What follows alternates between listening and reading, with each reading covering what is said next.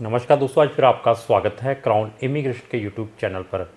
तो ये आज 5 सक्सेस स्टोरीज़ हैं कनाडा के टूरिस्ट वीज़ा की।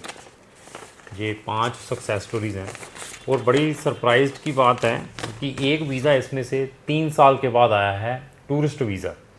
तो वो एक वीज़ा ये लेकर चलो 15 दिन के अंदर आया, एक वीज़ा को 1.5 साल लगा है। तो ये 5 सक्सेस स्टोरीज़ हैं। तो इनकी मैं टाइमलाइंस के बारे में भी डिस्कस करूँगा। उनको बताने से पहले हम एक जनरल डिस्कशन कर लें। अगर आपने कनाडा का टूरिस्ट वीज़ा अप्लाई करना है तो क्राउन इमिग्रेशन काफ़ी टेक्निकल है, आपको बता सकती है कि आप अपना टूरिस्ट वीज़ा किस वे से अप्लाई कर सकते हैं।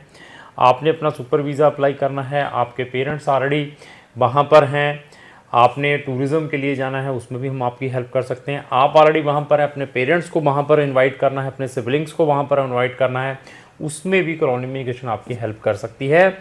और इनमें से कुछ वीज़ास ऐसे थे जो सिर्फ टूरिज़म के लिए कनाडा में जा रहे हैं, उनके कोई भी रिलेटिव नहीं थे, उनका जो वीज़ा है on the strength of hotel booking के ऊपर आया है। ऐसे भी आप कनाडा का अपना टूरिस्ट वीज़ा अप्लाई कर सकते हैं। अगर कनाडा का आपका टूरिस्ट वीज़ा ऑलरेडी रिफ्यूज़्ड है, आप मुझे अपना रिफ्यूज़ल दिखाएं या अपने कैप्स दिखाएं। उसको देखने के बाद मैं आपको सजेस्ट कर सकता हूं कि अभी नेक्स्ट टाइम हम आपका सिंगल केस डालें या आपकी स्पाउस के साथ डालें।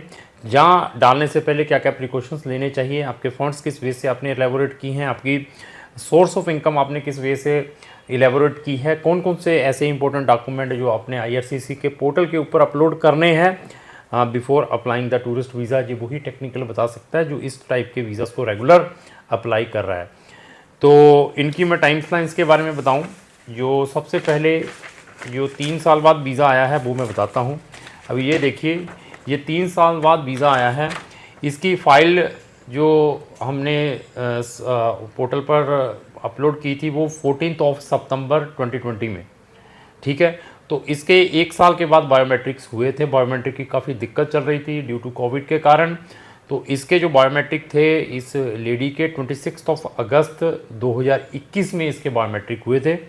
तो जो वीज़ा ग्रांट होकर आया वो 13 फरवरी 2023 में वीज़ा ग्रांट होकर आया है आफ्टर 3 इयर्स। तो अभी आप भी देख लीजिए, अगर आपकी फ़ाइल भी पेंडिंग पड़ी हुई है, पेशेंस आपके अंदर है, तो आपको भी पॉजिटिव रिजल्ट्स मिल सकते हैं। अभी ये नहीं है कि आपने मेरे पास फ़ाइल दे दी है तो मैं आपका डिसीज़न इमीडिएटली आपको बता दूंगा कि 10 दिन के 20 दिन के अंदर आ जाएगा। ऐसा नहीं है, डिपेंड है कि आपकी प्रोफाइल किस स्टेज के ऊपर पड़ी हुई है, कौन से पेंडेंसीज डॉक्यूमेंट थे, क्या क्या उन्होंने एडिशनल डॉक्यूमेंट मांगे थे। It is again depend there. तो ऐसा ही एक बहुत ही इंटरेस्टिंग प्रोफाइल थी। तो इनकी जो बैकग्राउंड ऐसी है कि ये आर्मी से रिटायर्ड कर्नल हैं और इन्होंने हमारे थ्रू बहुत सारी कंट्रीज़ के ऑलरेडी वीज़ाज़ अप्लाई किए हुए थे और इनको वीज़ाज़ ग्रांट भी हुए हैं। जैसे मैं ऑस्ट्रेलिया की बात करूं या यूके की बात करूं, और अभी भी वेल सेटल्ड है, अभी दोबारा भी किसी अच्छी ऑर्गेनाइजेशन में जॉब भी कर रहे हैं, वहाँ पर भी इनको अच्छी सैलरी मिल रही है, अच्छी पेंशन मिल रही है। तो इनका जो भी वीज़ा है आफ्टर 1 साल लग गया इस वीज़ा को आने के लिए भी। अभी ये देखिए कि इनके जो बायोमेट्रिक थे वो 24 मार्च को हुए थे। 24 मार्च के बाद इन्होंने सितंबर 23 को कुछ एडिशनल डॉक्यूमेंट इनसे रिक्वायर्ड किए थे। एडिशनल डॉक्यूमेंट क्या है, जो फोर्सेस में काम करते हैं या आर्मी से रिटायर्ड हैं उनसे इन्होंने कुछ एडिशनल डॉक्यूमेंट मंगवाए थे। एडिशनल डॉक्यूमेंट में इन्होंने एक हमें फॉर्मेट भेजा था कि इस फॉर्मेट को आप प्रॉपरली फिलअप करके भेजें कि आप जब आर्मी में थे तो आपने कौन कौन सी लोकेशन पर आपकी पोस्टिंग रही है। तो वो डिटेलें भर के इनके पास भेजी। उसके बाद वो क्रॉस चेक करती है आईआरसीसी, उसके बाद डिसीजन देती है। अभी 23 सितंबर को हमने जो डॉक्यूमेंट सारे के सारे एडिशनल प्रोवाइड किए थे और 20 फेब 2023 में इनका वीज़ा ग्रांट होकर आया है, दोनों हस्बैंड एंड वाइफ का। तो ये इनके दोनों के वीज़ाज़ थे।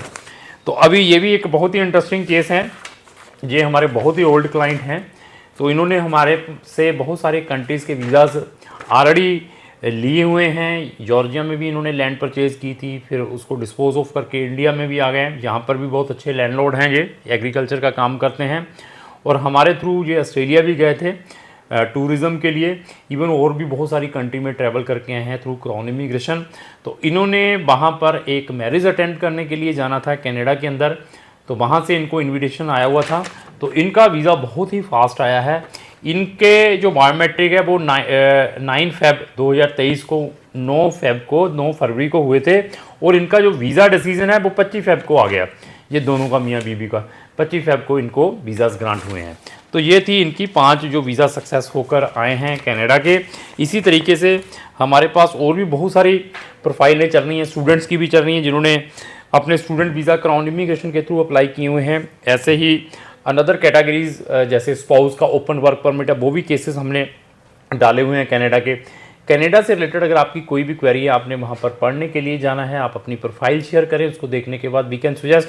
इवन कनाडा से आप ऑलरेडी स्टूडेंट वीज़ा पर रिफ्यूज्ड हैं, आपकी प्रोफाइल चेक करने के बाद बता सकता हूँ कि आप पीटी के साथ डाल रहे हैं तो क्या चांसेस है, आईएलटीएस में अगर आपके अप्रोप्रिएट स्कोर नहीं है तो क्या चांसेस हैं, आपके कितने बैकलॉग थे, आपके परसेंटेज कैसे हैं, आपके स्पेसिफिक कोर्स सब्जेक्ट्स के अंदर क्या परसेंटेज है, आपकी एसओपी कितनी लुक्रेटिव है, आप जो प्रोस्पेक्टिव कोर्स करने के लिए जा रहे हैं क्या वो आपकी प्रीवियस स्टडी के साथ मेल करता है या नहीं करता है, और आप जीआईसी के अलावा इंडिया के अंदर क्या एडिशनल फंड्स दिखा रहे हैं। ये सारी चीज़ें चेक करने के बाद फिर मैं आपको सजेस्ट कर सकता हूं कि आपको दोबारा वीज़ा मिलने के चांसेस हैं या नहीं है।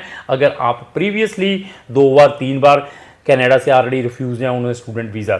इवन हमारे पास स्ट्रॉन्गर दैन कनाडा से भी अच्छी कंट्रीज़ हैं पढ़ने के लिए, लेकिन डिपेंड है आपकी प्रोफाइल और आपको वो कंट्री का कंसेप्ट समझ आता है या नहीं आता है, क्योंकि क्राउन इमिग्रेशन के पास 100 कंट्रीज़ के ऑप्शन है जहाँ पर हम इंटरनेशनल स्टूडेंट्स को पढ़ने के लिए भेजते हैं। इवन मेरे पास ऐसी वर्ल्ड के अंदर 12 कंट्रीज़ हैं जो कि इंटरनेशनल स्टूडेंट को फ्री में स्टडी भी प्रोवाइड करती हैं अगर आपके अप्रोप्रिएट परसेंटेज हैं। इसी तरीके से हमारे पास 11 ऐसी कंट्रीज़ हैं उन 100 कंट्रीज़ में से जहां पर आप स्पाउस और डिपेंडेंट बच्चों के साथ उस कंट्री में जा सकते हैं। इवन मेरे पास कुछ ऐसी कंट्री हैं जो कि एक्सपीरियंस स्टूडेंट्स को, अगर आप 45 ईयर्स 50 ईयर्स के भी हैं, पढ़ने के लिए विद अपनी फैमिली के साथ जाना चाहते हैं और डिपेंडेंट बच्चों के साथ जाना चाहते हैं, वो भी ऑप्शंस आपको मिल सकते हैं। बट अगेन डिपेंड है कि आपकी प्रोफाइल कैसी है। तो अगर आपकी किसी भी टाइप की क्वेरी है, चाहे वो टूरिस्ट वीज़ा की है, चाहे वो स्टूडेंट की है, चाहे वो फैमिली रियूनियन की है, तो क्राउन इमिग्रेशन को संपर्क कर सकते हैं। क्राउन इमिग्रेशन के चैनल के ऊपर इस टाइप की नंबर ऑफ सक्सेस स्टोरीज हैं, अगर उनको भी देखना चाहते हो तो आप हमारे चैनल को ब्राउज करके देख सकते हैं। लास्ट में मेरी यही रिक्वेस्ट है कि अगर आपको जो मेरी वीडियो चल गई इसको लाइक एंड शेयर करना ना भूलें। Thank you.